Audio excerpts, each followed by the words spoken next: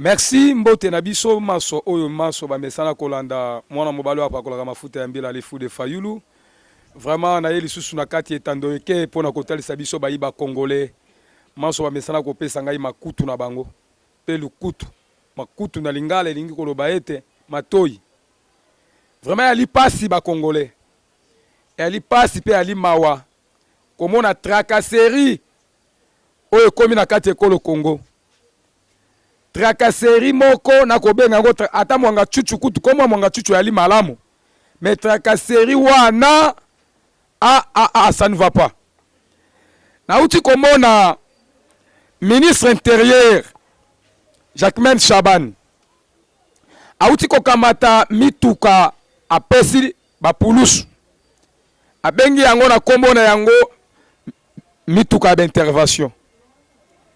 Mais mituka d'intervention wana ulie ekene kolanda bakuluna na ba quartier ulie ekene ko secourir population oyo bako kote pa ba criminel butu moi bisika oyo bako menacer peuple.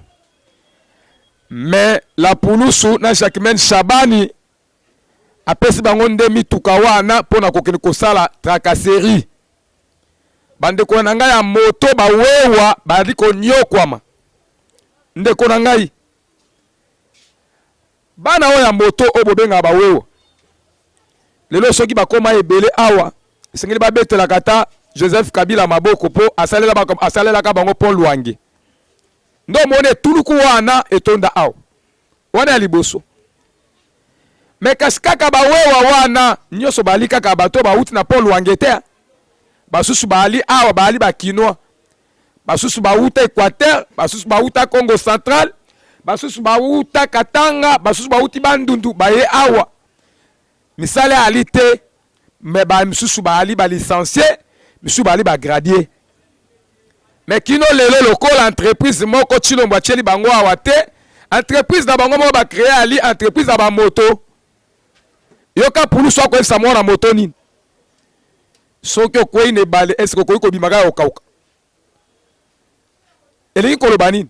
C'est-à-dire soko kangami na maboka la pulusu na moto na yo okobima bongo te sekelo pesa pe ya kokauka. Ya kokauka ngo ya nini? Kaniaka. Pe montant combien? Soka bimi na mbongo moke 50 000 francs, 100 000 francs. Nde ba bimi siye. Bandeko wana ya moto ba kotisi plus de 45 millions de dollars américains na kesi ya l'État. Na ba quittance basomba ka chaque tongo. Bambongo wana ya kitansi wana kendaka wapi? Hôtel de ville esengela lobala biso malamu. Na gouverneur na bango, na ministre provincial. Yango na laki koloba ete ndeko. Omoni parlement wana, okomona parlement wana ba uti na ba nomination, ba uti na volonté ya peuple te. Ba akseke musala ya parlement ezali nini? Ba interpellation. Metango ministre provincial Mbokoso, ancien ministre provincial Mbokoso, a outé qu'on détourné 45 millions de dollars américains. Amos Mbokoso, 45 millions. Yaba motocycliste Aibi allié. Yewana kotambola na nzela moto simbi alite. Moto a interpellé même la justice alite. Maintenant assemblée provinciale wana musala na ngwe ali nini? Pe alaki nini? Théâtre na théâtre. Toye lisusu na makambo tali tuerie na est de Konanga. Ba Congolais, mais c'est Félix Tshisekedi a lobby plus de 7 millions de Congolais tués à l'est de la République. Mais monsieur Tobi 7 millions ali mukende ko Félix Tshilombo, Antoine.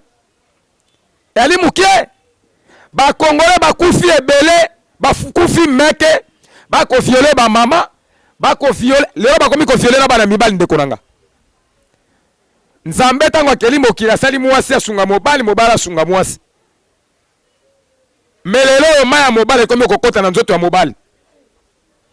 Bake ko violer Sakindala na kati ya kasho ya aner.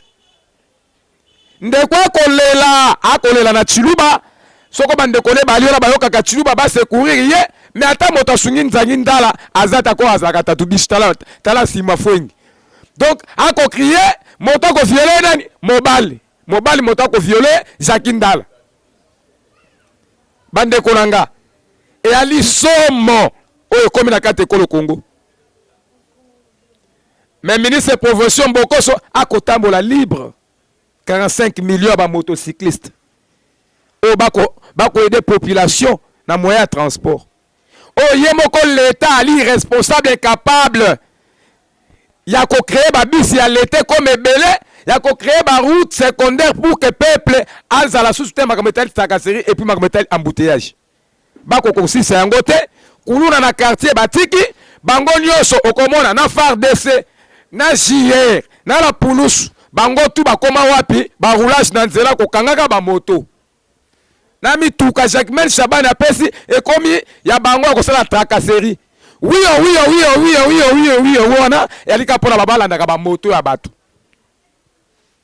Soni mawa Jacquemain Shabani mawa pona yo na ministère intérieur mawa eloko moko bando ko twana ezali te osali ezate zéro na kadiosh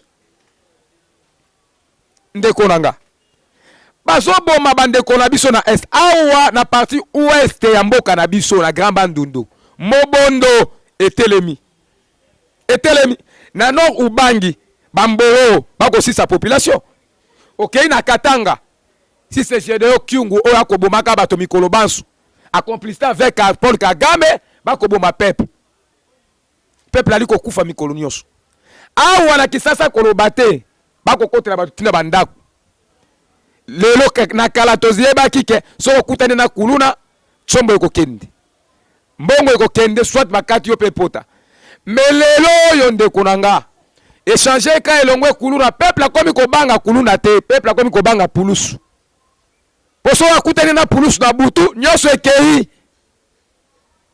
ule kuluna boto na me pulusu nde mutu akomi ko sala crime na butu nyoso ekei nyoso wana impunité puis continuité yande ko chilolo et ko continuer na kati ya mboka na biso manque ya gérance et puis manque ya responsabilité oyo ko sala ete bande ko na biso ya ida pasa oyo ba ye lelo na kati ya bokonzi na kati ya bokambami ya mboka bako yeba te bazali wana pona nini pe bazali wana pour ke basala nini pe bali ko sala ni bako yeba na bango eloko moko te ndeko nanga kabuya bako yeba te de Bali wala lokola donc Chilombo Ali stagiaire au sommet de la République. Nous avons un stagiaire qui s'appelle M. Antoine Félix. Tozali na pouvoir ya semi-présidentiel. Qui est le garant de la nation? C'est Félix Tshisekedi. Qui est le garant du bon fonctionnement des institutions? C'est Félix Tshisekedi. Qui préside au Tobenga Kaba Conseil des ministres? C'est Félix Tshisekedi Antoine Chilombo. C'est lui qui donne les injonctions. Et puis ma planification. Bon, orientation, c'est lui. Comment Félix a son kokate ko gérer ba ministère oyo yache batone ba ko travailler? C'est grave. Parlement oyo ba cheli biso voler ya mbongo ya 100 jours. Mais c'est Vital Kamerhe. C'est un voler. Mbongo ya recto commission. Ba beta ba congolais bibotu pas ba vegla biso misu. Un voleur condamné, 20 ans de prison, a sali quelques mois, Bacheli Banda, aujourd'hui il est qui? Président de l'Assemblée nationale en Bokanabiso. Il y a des députés rwandais au Parlement. Alexis Guizaro, ministre infrastructure. C'est qui? Rwandais. Député national. Il y a RDC. Bachela Biso Bango. Maintenant, quel est le rôle du Parlement face aux enjeux de l'ère où la Katambo Kanabiso? Il y a la situation sécuritaire, il y a la situation économique. Il y a plusieurs crises où ils ont caractérisé le Lombo Kambo qui est commis en danger. Le rôle du Parlement, c'est des interpellations. Et Sengeli Tong Bamoni ke bachaki état de siège na Est, ba Congolais ba kokufa wana, ba ko sileke attaque armée na biso ata village moko tobotola te. Ata tobotola ata moko te na Rwanda. Mais baboto waka ya biso. Parlement l'ingé qui interpellé le ministre de la Défense. Aïe biso pourquoi? Et ni les autres salles qui bitumbane sur la terre pendant que lui il est le garant de la défense. Est-ce que le Parlement n'a biso sala yango? Tokei makambo a tracasserie. Fallait qu'il va interpeller le ministre intérieur. Est-ce qu'il va interpeller? ba interpeller ndeko nanga.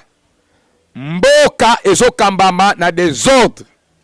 Na désordre. Toujours ministère de la justice. Monsieur Constant Mutamba. Constant Mutamba. Monsieur Constant Mutamba, Alain Moloto ya Congo. Mutamba, Alain Moloto. Yemoko ministre, Alain Moloto. Soki ba moni civil, à côté mona nanzela na soukebele, oh, infraction. Mais yemoko ministre, soukebele. Nga kutu na lobaki nzambe na nga ya Congo. Na mboka oyo tokomi na ba ministre ba Barnabas. Donc tozwi Barnabas na ministère de la justice. Mutamba. Akei ko bimisa ba prisonnier landanga ndeko na ngai ba congolais bo landanga malamu. Alobi ete engouement et salemi na kati ya prison centrale à Makala. Or, prison centrale ya Makala et salema ka juste pour que et soit nombre ya 1500 détenus. Mais aujourd'hui, nous avons plus ou moins 15 003 détenus à la prison centrale de Makala. Aouti ko libéré Awa, Lobi a libéré 1600 prisonniers politiques. Prisonniers, pas détenus. Et puis, dans la prison centrale à Makala, Kabouya, nous avons des prisonniers politiques. Au bazali comme opinion nationale. Au balobelaka peuple. Bakanga bango na faction moko bosoko tali au exactement la sensité. Bakondana bango basusu à mort. Basusu bakondana bango ba 20 ans. Bango ne stobengi bango banani bali ba détenu. Tango libéré 1600 prisonniers. Na moni na 1600 prisonniers ndeko nanga toyoki ata kombo ya détenu politique mon côté. Mais toyoki kombo banani. Bakuluna. Ba miibi. Ba assassin. Ba criminel. So tango yo libéré batu wana osongisi bango place population azali. Moto mosusu akataka ndeko no loboko. Ofundaka inde salaka ke bakene ko tia na prison. Lelo yo ministre obimisiye otie libanda. Siko nini oyo loni na motema ya ndeko wana bakataki ndeko ne parce qu'elle infirme. C'est-à-dire ndeko Constant Mutamba azoti na population na guerre civile. Et kokoma awa na kisasa ndeko na ngai moto asali o mabe, moyo ke fune na justice ezali ngape na sali mabe. Vengeance sur vengeance. C'est ça. Le lenge Mutamba komi kombemela biso na kati ya ekolo Congo. Et ali mabe soki Mutamba ala kamaeli azwa solution na kopesa ye. Na kopesa ye buania. Ni de sengela ki asala. Lokola prison centrale etondaki. Bato bakomi meke. L'État congolais alingaki assiégé. Baningaki babengi ça o babengi table ronde na au sein de la justice congolaise. Ba créer ntele papa ntele na maluku ba Teresa Polele. Ntele na maluku so ke ba buma wana leki ba mikono likolo ko luta ba buma wana. Okomona ba Teresa Polele. Baningaki ba créer ata ba chapiteau. Ba créer ba chapiteau, ba libérer ba baza na prison centrale à Makala ba kei ko tia bango kuna. Ba sécuriser bango kuna. Comme ça ba ko kanga ba miyibi mususu ba ko boka bango siko na prison centrale à Makala. Mais Mutamba sali yango te. Ou soit soki ba kokai ko sala ba chapiteau te. Avant ko libérer bato wana bonga bo libérer bango te, bonga bo tinda bango ata na service national Kanyamaka sese. Parce que na yokaki général Kasongo alobi Kanyamaka sese wana fait comme na ba province nyos. Ba susu bakeka kana bandundu ba loleli biso manioko. Nangu bato kolia. Parce que ba yibaki ba bomaki ba congolais. Mais nyonso wana na motu ya ndeko Chilombo na ndeko Mutamba e alite. Parce que pona nini ndeko bamba te yemo ko lobaki ke notre justice est malade. Donc malade wana yango belisi ke Mutamba akokene toujours ko continuer ko sala kaka na malade na mutu. Yango na lobaki ete soki ndeko azwi ba proposition na pesite kala te na kokene ko joyer na kene ko tika ye na telema. Na kotika Mutamba na telema parce que soko moni mutu suki ebele moto e ko sala susu te ali mabe ali malade. Ndeko nanga ya misato ona bengaka na ngana bengaka ye mutu ya puswa parce qu'à l'époque azalaka portier Martin Fayulu. Augustin Kabouya ata zali ndoyi na okoyoka mtema pasite. Augustin Kabouya o ali double mutu. Mutu mususu eke Équateur, mususu eke Bandundu. Kabouya meli lotoko allié Mboa na 10e iri lana makambo alobi. Alobi mandat chef de l'État ezalaka ya 5 ans. Mais pour que le président de la République a nommé premier ministre, et là qu'on est à Liboso à salaka nomaka formateur ya gouvernement. Formateur à gouvernement azali na durée à 1 mois. Une fois renouvelable. Ce qui est 1 mois sili que makambo batina ke mission batina ke asale silité et c'est ngeba bakse sous 1 mois. Deuxième chose kabuya uti koloba. Alobi soki to silisi makambo ya formation ya attaque formateur comme formateur. Procédure mususu ezali 1 mois lisusu. Olongwa wana soki ba nommé premier ministre pour que ya constituer gouvernement. Azwa kapel lisusu 3 mois. Soki silisi ko constituer gouvernement yena président de la République pour que gouvernement wana et comme kosala musala to ebanda kosala musala ezalaka sur la procédure mususu esengeli parlement investir bango bazwaka 1 mois ba investir bango simana yango babandi musala. Kabuya lobi président de la République mbanda na ye soki totali malamo c'est que azosala kaka na 3 ans. Ngongo nyoso elekaki ezali ngonga o esengeli ko changer constitution. Abito kotambola na constitution te eza mabe ngai Kabuya na kosala nyonso to changer constitution. Soki Kabuya alobi ba changer constitution. Na